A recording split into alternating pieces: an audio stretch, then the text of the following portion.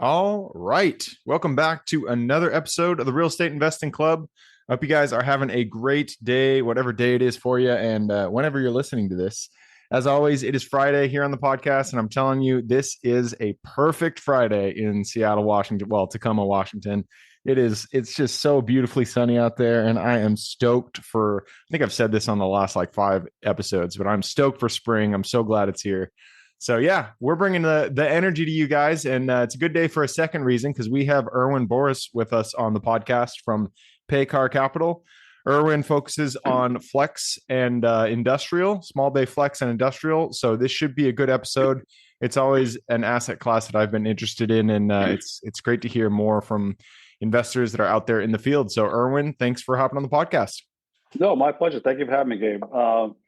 Happy to share my million years of knowledge with anyone who wants to learn more about a really boring conservative investment class that just continues to compound revenue. Well, as you said before the podcast, boring is better in real estate. That's for sure.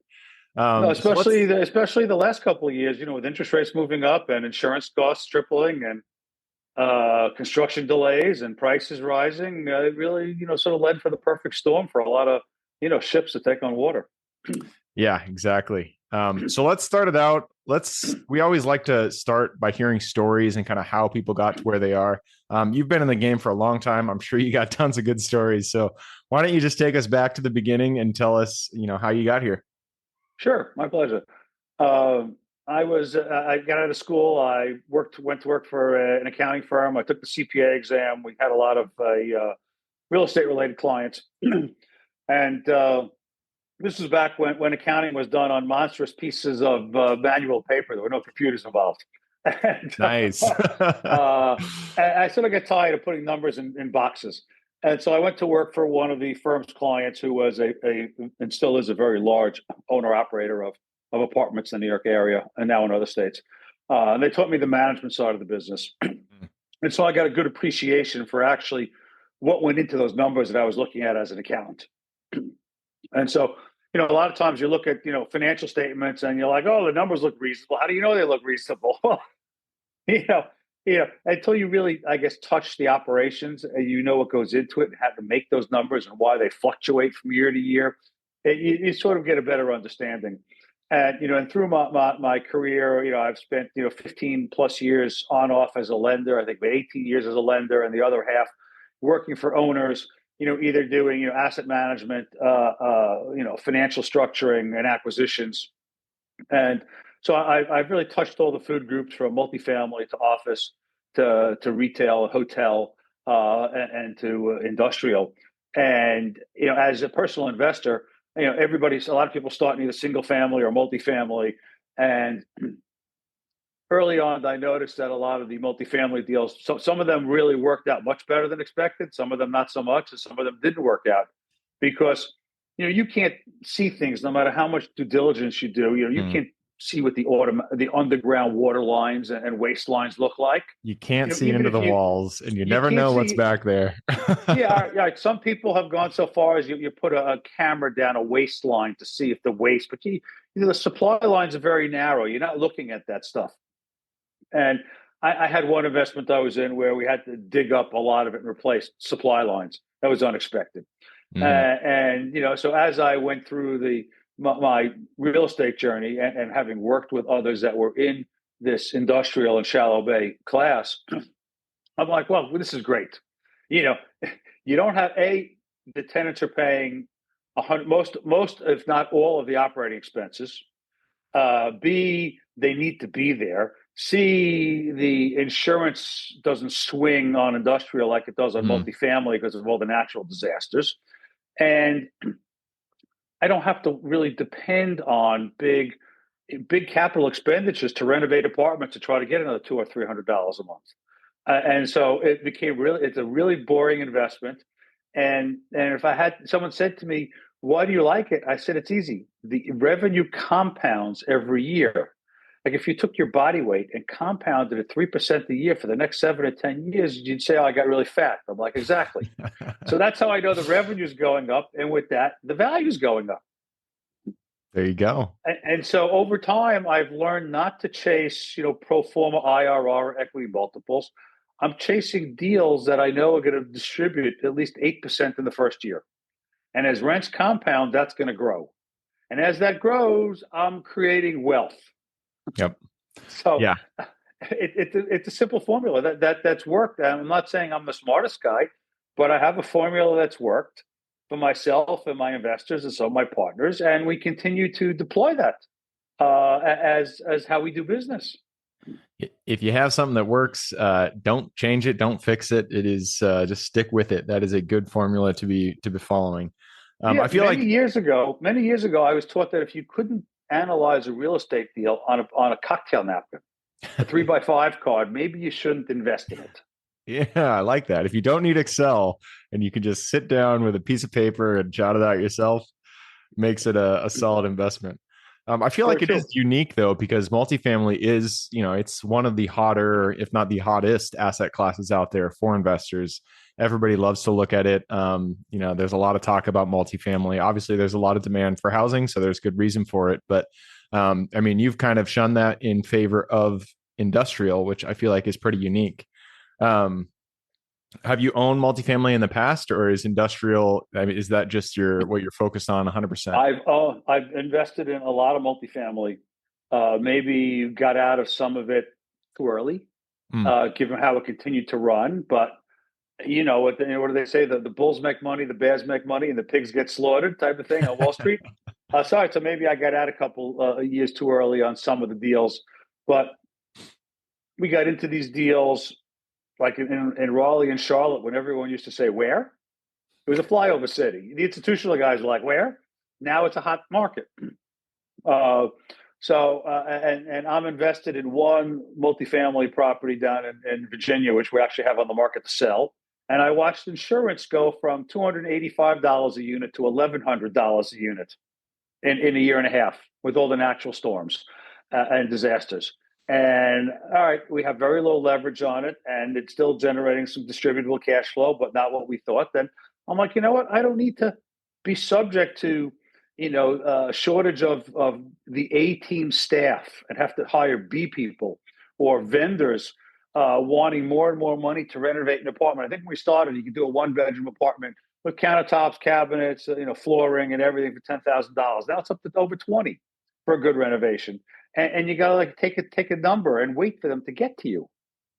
So it's just so much, so much easier not to be subject to the gyrating operating expenses, not to be at the mercy of vendors or suppliers, and to have something where tenants typically stay the 3-year leases with renewal options, 5 years or 7, a mix of things, and I can manage my risk a lot better.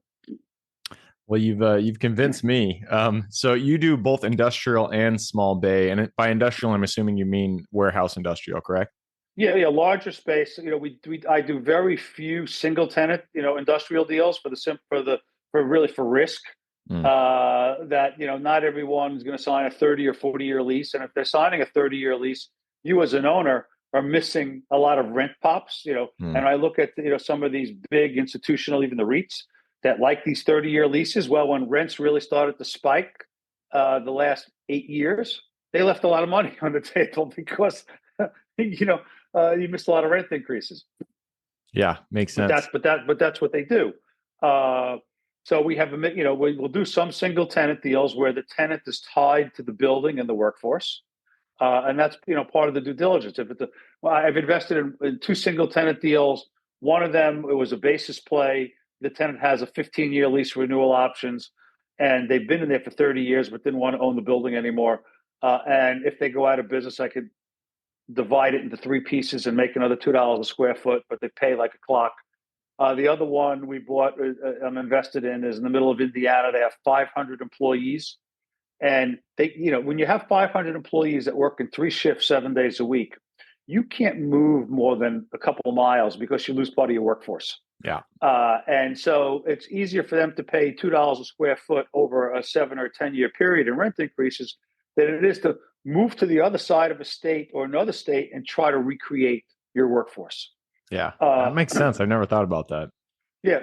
And when we look at, smaller tenants, and, we have, it could be older industrial with lower ceiling heights, or even the really shallow bay where You have really small tenants. It's why is the tenant there? Are they tied to their suppliers? Are they tied to their customers? Are they tied to the workforce? Does senior management live in the area and they want something there? Like in Shallow Bay, tenants that are typically there have a need for a delivery dock for some reason. They can't be in a traditional office building. And so in some of the Shallow Bay parks, you find people with a large office percentage, and they're there for a reason. Because they want to be. They want control of their own space. They have equipment that they can't get into through a loading dock. It's a security issue. So I might have, and you have some interesting tenants. Some people, they raise tropical fish. They start plants. They grow coral. You have compounding pharmacies. Yeah, compounding pharmacies. Nuclear pharmacies. Wow. Generic pharmacies that do distribution for pills for medical groups. Some of the space might get used for like an indoor trampoline park in some of these places because it fits good. Think of the plumber, the electrician, the carpenter. They all need a little bit of office space, park to put supplies in, and maybe a couple doors to drive the trucks in and load out and go up to their customers. So they're in everybody's backyard, but no one really ever thought about investing in them. Yeah. One of my partners, that's his main thing is small bay, and he absolutely loves it. And yeah, I've heard only good things so far about small bay and industrial, multi-tenant industrial. How do you go about finding these deals? Is it all through brokers, or are you guys doing off-market stuff?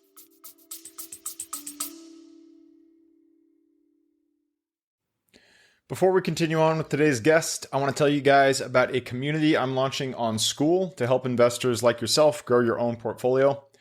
In this community, you'll get access to all the docs I use, all the systems I've built, everything I've used to grow my own portfolio, as well as instructions and guidance on how to get out there and find great deals, how to finance those deals, and then how to manage them for great returns. Since we're just launching it, the price will be set at a measly $20 per month, and whatever price you join at is the price you'll have for life. We will be increasing the price as the group grows, so if you're at all interested in growing your portfolio along other investors, now is the time to join. I will put the link somewhere in the bio or on our podcast website at therealestateinvestingclub.com, so if you are interested, head on over there. With that said, let's get back to the podcast. We do some off-market stuff. It's like if I happen to be driving around and I see sometimes it's for sale or for rent, I want to find out more about the property. Sometimes if it's a property we own, we always canvass people that are around our existing properties. A lot of it does come through brokers, either on an early look or third look after it gets dinged up and falls out of contract and they want someone that'll close. Brokers do serve a need in the market. I'm not the guy you come to if you want the highest price, though. I'm the guy you come to if you want to close. And I personally invested in a deal that it's a third transaction with the same seller, and the hold was up, and the private equity JV partner wasn't giving the sponsor any more runway, and they would have liked to get a couple more dollars, and they had a higher offer. I said, look, the sponsor here bought 2 other deals from them. You want someone that's going to close and not retrade you, and you have a formal contract and you know who you're dealing with, or you want to take a high flyer and try to get an extra $2 million. Yep. So that's interesting. So you do off market stuff. You do look for industrial that way. Is it percentage wise? Is it mostly through brokers, or how successful have you been just actually reaching out directly to the industrial to the actual owners?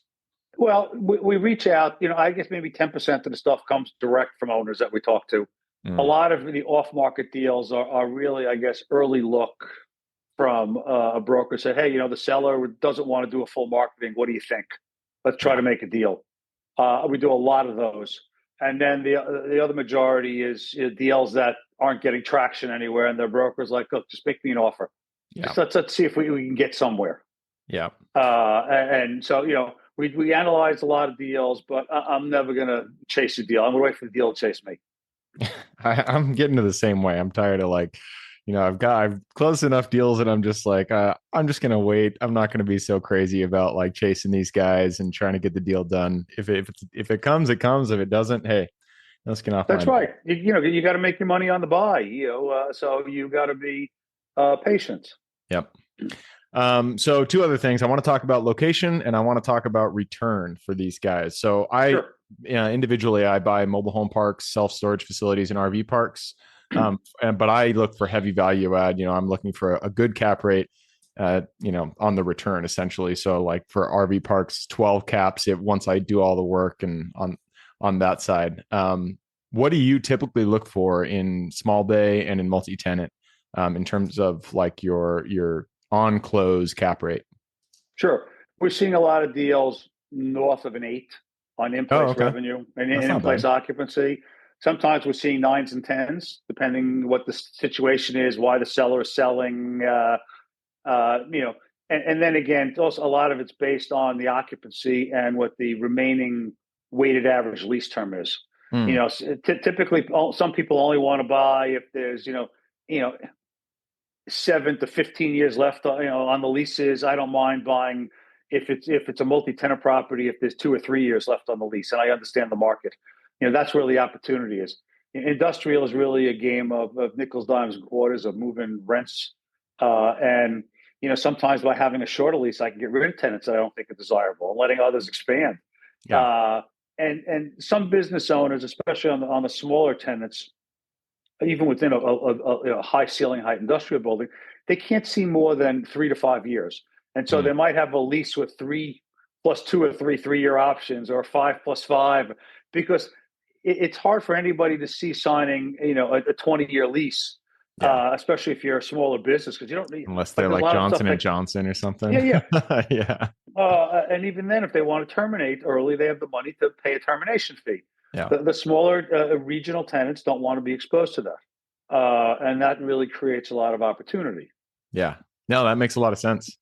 And you've mentioned location a few times. I feel like, for all real estate, location is very important, but for industrial specifically, I feel like you will definitely live and die by where you buy or where you build the type of the facility.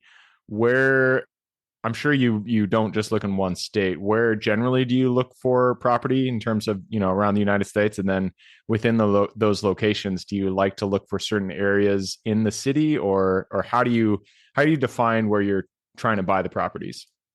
We look for a lot of secondary locations adjacent to major metropolitan areas. And, if you think about the roadways around the United States, especially in the eastern to middle of the country, north to south, 65, 75, 85, 95, go north to south. You get 90, 80, 20, 91, whatever's going, 66 going east and west. Uh, uh, and typically these are in sort of major industrial areas anyway, where there's a Mm, lot of flex properties, and tenants need to be there. Sometimes you have a lot of rail access, sometimes you don't. Sometimes they're inland ports that people have built over time. Uh, but I'm not chasing like the middle of Atlanta. I'm yeah. chasing stuff that's outside the perimeter road, north and south, that has a reason to be there because the rents are 30 cents on the dollar, and people want to be there because it's better for their business. Um, I'm also not chasing A properties. I'm chasing Bs, older product, at a real discount to replacement cost. That tells me it's always going to be full. Yeah, makes sense. How about square footage? Do you have a minimum square footage requirement, maybe per bay, per property? I guess it's probably 100,000 square feet per property. Probably $10 million acquisition cost on the low end, up to maybe 30 on the upper end. I like to stay below, the regional targets and the REITs and the nationals. I don't want to compete with them because I also get better cap rates on the small transactions. There are, although there might be a lot of buyers, there are less buyers who know what they're doing. Mm, Like, and that makes a especially difference. on the $10 to $12 million range, you have a lot of guys that syndicators that used to do multifamily or whatever, and now trying to figure out another life for themselves. Yeah. Poor guys. So for those guys, anybody listening to the podcast who they hear what you're saying, they're like, you know what, Irwin has it right. He's got the right asset class, and they want to get into small bay or multi-tenant industrial. how would you suggest they get started? What type of properties do you suggest they look at? That kind of stuff. Yeah, they're probably in everybody's backyard. You drive by them. You look at these buildings that might have a bunch of roll top doors on the side, and sometimes there's trucks or cars there. Uh, they're in every town, even in my town in northern New Jersey, and so you look where contractors might have a business. Whether it's a plumber, an electrician, a painter. Typically, you find them there. There might be smaller buildings. You might be buying something that looks like a 3-tenant garage building. So it might be 20 or 30,000 feet if it's something that you wanted to start on your own. I would say that we've learned that bigger is better. I like the credit by diversity, buying a building that has 8 to 15 tenants in it on the low side, because someone's always going to be moving in, and there's going to be downtime and getting the next tenant to lease. So you always want to make sure you have enough cash flow to pay the mortgage. Yeah. And not have to call capital if you're something you're going to bring in friends and family on. But it's a great asset class that's been very good to us, even during COVID. Yeah. Yeah. That's the one. It makes sense why you're not looking for single tenant, because that would scare me, having just one tenant renting such a large space from you. Because the mortgage is going to be pretty high, and the instant they leave for whatever reason, you never know. Things happen for every reason, Right? And so once that happens, and you're shit out of luck, you don't have a tenant pay, and then things can get hairy pretty quickly. So it makes sense that you're looking for multi-tenant and then flex pay. Of the two, which do you prefer, multi-tenant or flex pay? We've done both. Yeah, it's a question of cash flow. The shallow or flex is just harder to find below replacement cost, because no one's building it anymore. Hmm. But for us, it's about positive leverage, cap rate versus financing rate, and where we think we could take it. So we're agnostic as far as either one. It's a question of the one thing that it has to have is positive cash flow when we close. Yeah. Yes, that is a good rule to have going into properties. How about value add? What are the types of value add that you look for? If you want to improve the property, or Sure. I'm sure a lot of it has to do with the lease itself. What are the different value adds that you guys do? Yeah, sometimes we're still seeing deals at a modified gross or gross leases we can convert to net. Hmm. We're looking for properties on oversized pieces of land because you could use it for truck parking.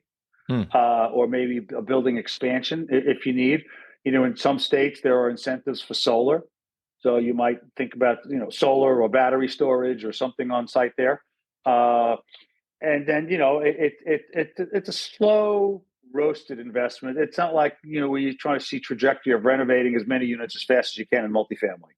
Yeah. So there's always a increased revenue strategy or expansion strategy.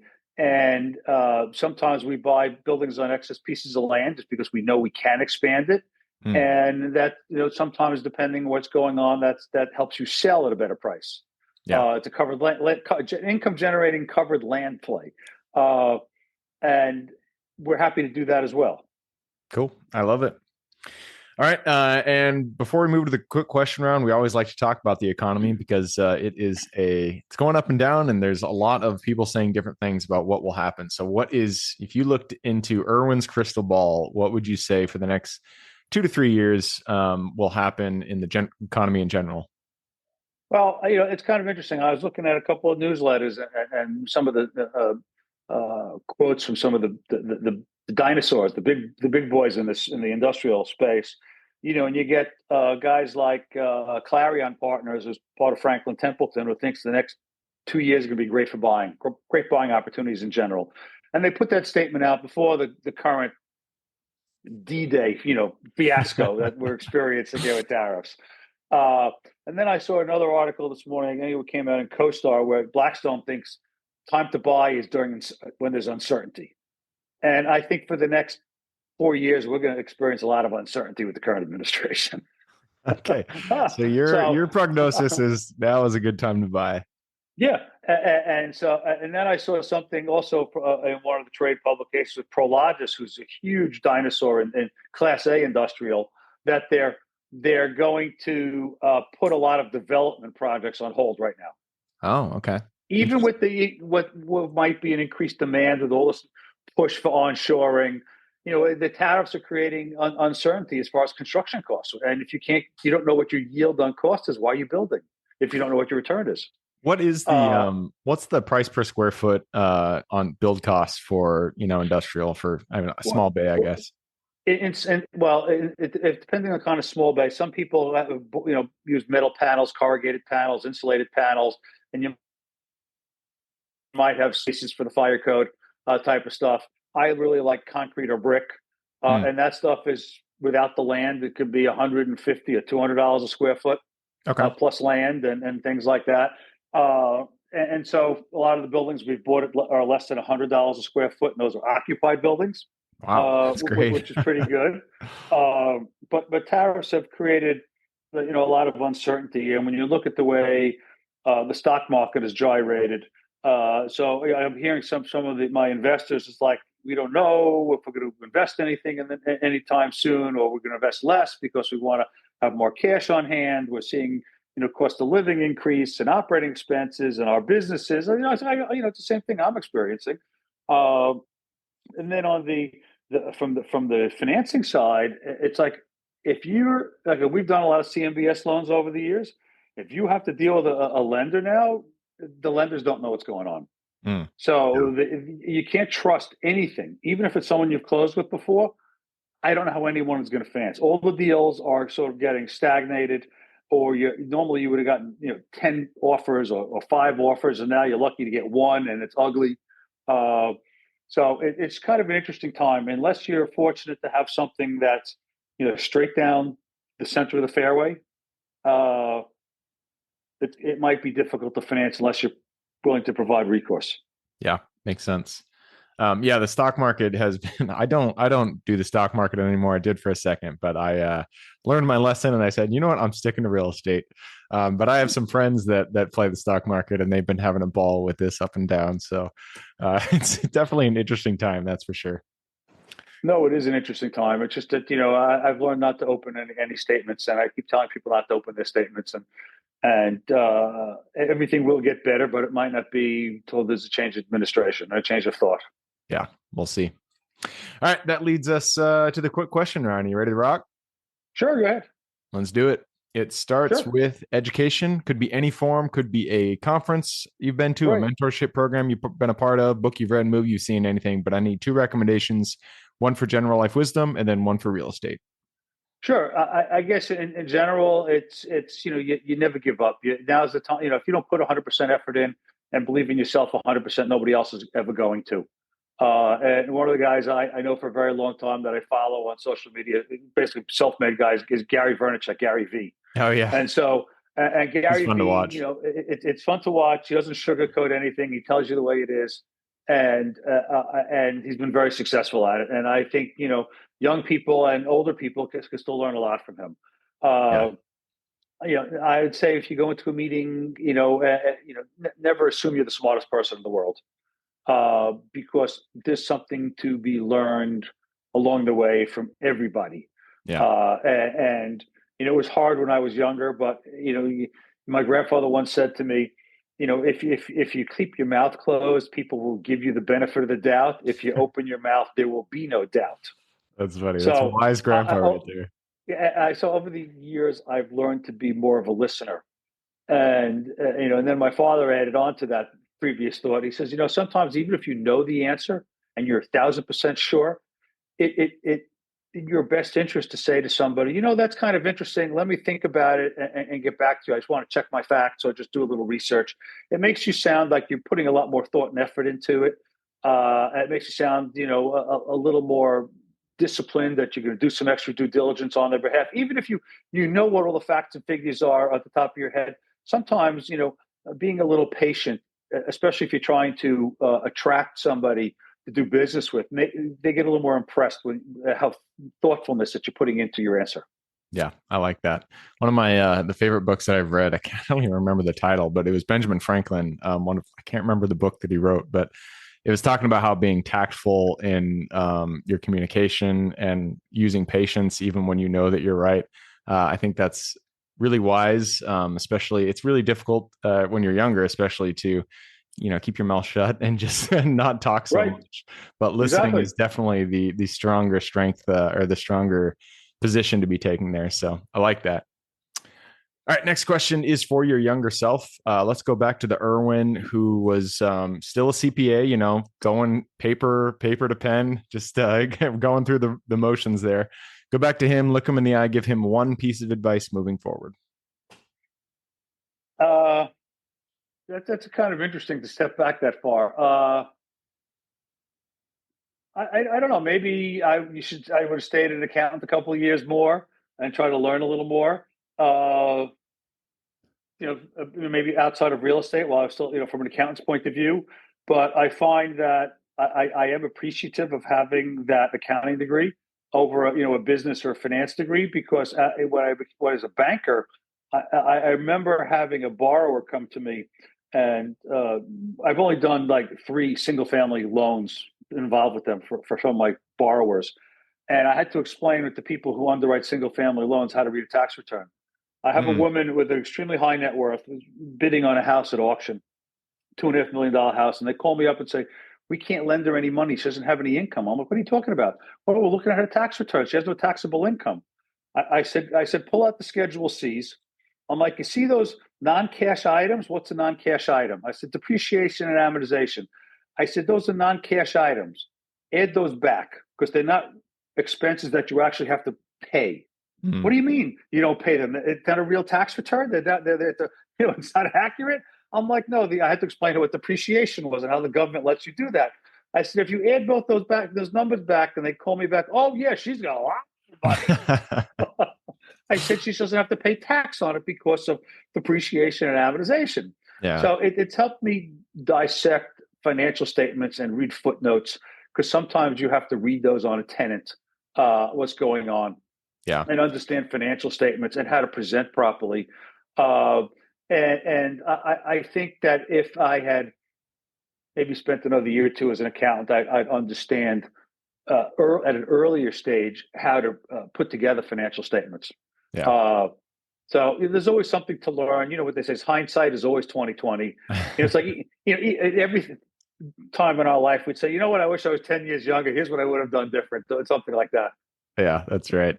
Yeah, I've thought before that I wish I would have taken an accounting class in college. I got a philosophy degree because I was going to be a lawyer and completely useless now. But accounting would have been a nice class to take because now that you're looking at these sheets, especially depreciation, I understand what it is now, but I didn't when I was coming out of college. So it's definitely a useful skill to have. All right, Definitely. going on to the next question. This is about the US. It's a big place. There's a lot of opportunity out there. Give me the single metro you're most excited about investing in today. I like as far as the metro, I like Indianapolis. And I like the state. I like Indiana. I like spoken wheel cities. So you got Indiana, you got Columbus, you got Cincinnati, you got Atlanta. Because you think of north, south, east, west traffic, as well as the circulating cars around them. So I really like those areas for investing. I think more of the investing, especially now that with this onshoring, that people want to say they're going to build factories here. I said if it's something you're going to speculate in, be careful because I think when people really think about some of these proposed tariffs and the amount of capital that is to build some of these facilities, and then the return you're going to want on these facilities, they may not really. It may really boost the cost. It may not be worth it. Yeah. And I think that's what the administration hasn't calculated in. I'm all for onshoring, and some of these businesses are just. I don't think are ever coming back Yeah. because it costs of production and what the consumer would have to pay. So I would say look at cities that are growing, and you can really look at that by population migration. That'll tell you where the demand is, and then follow the headlines. See what companies are growing, what companies are adding headcounts. That'll tell you if they're a good tenant or not. Just it's one thing I do during. Tell me about your business. I'm not looking at rent comps and sales comps like like you might in a multifamily. I like to talk to the platform manager, facilities manager. Tell me about your business. What's the average tenure? How long is the average commute? And what do you guys do here? What do you like about the location? So I really think there are a lot of opportunities in this space for people. Yeah, absolutely. All right. Next question is about lessons learned. It's not all roses in real estate. In fact, many times something goes wrong and we get to learn a lesson. So what was a deal that went a little bit sideways for you guys? And then what was the lesson you pulled from it? Well, I guess on the multifamily side, I had a lot of deals with unexpected, underground utilities going bad, rotting out, and insurance spiking that you never really counted on, insurance tripling in a single year, things like that. So I learned that on the multifamily.